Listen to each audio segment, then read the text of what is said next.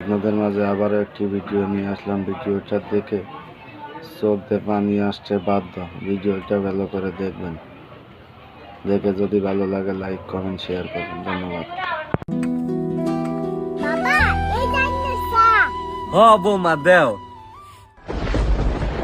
এ কি বৌমা, তোমার গালে এটা কি এর দাগ? এটা কিছু না বাবা। বৌমা সত্যি করে কইতাছি। বাবা সত্যি কইতাছি কিছু না। ও বুঝছি, ও তোমার শরীরে আবার হাত তুলছে না? দিন দিন ওর সাহস বাইরে গেতাছে। না বাবা ও অল্প টেনশনে আসাল, তাই বলে আপুই থাকেছে গা। ভুল কইরা হাত তুলছে না? রও দেখাইতেছি ওরে। বাবা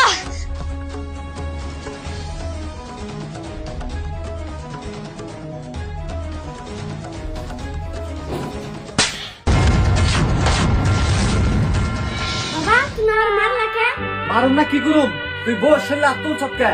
বাবা আসলে কি জানো, আমি অল্প টেনশন আছিলেন, তাই ভুল করে আপুই ডাকেছি গা। ও টেনশনে আসিলি দিকে বউর শরীরে হাত তুলবি? হ্যাঁ, এতদিন ধরে তো আমিও এই বাড়িতে আছি, আমার শরীরে হাত তুললি না কে?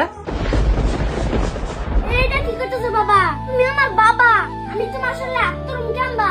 তুই যদি আমারে সম্মান করা হারস, তোর বউয়ের সম্মান করা হারস না কে?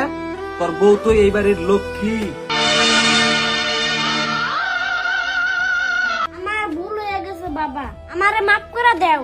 আজকের পরে যদি বউয়ের শরীরে হাত তুলস, তাইলে তোর একদিন কি আমার একদিন।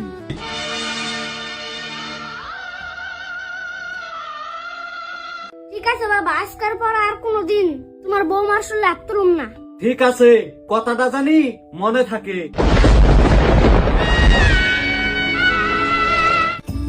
বৌমা, বাবা আইনে। বৌমা অরয়া, আমি তোমার কাছে মাপ চাইতেছি। বাবা আইনে মাফ চাইতা শুনকে।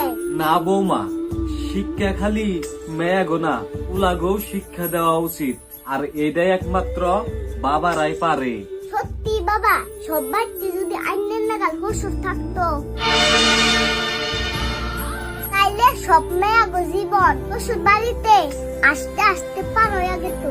হ্যাঁ বন্ধুরা, প্রত্যেকটা বাড়িতে যদি এরকম একটা শ্বশুর থাকতো, তাহলে মেয়েরা বিয়ের পরে শ্বশুর বাড়িতে গিয়ে বৌমার মতন নয়, শ্বশুরের কাছ থেকে নিজের মেয়ের মতো ভালোবাসা পেত, আর প্রত্যেকটা মেয়ের জীবনই শান্তিতে ভরে যেত। ভিডিওটি ভালো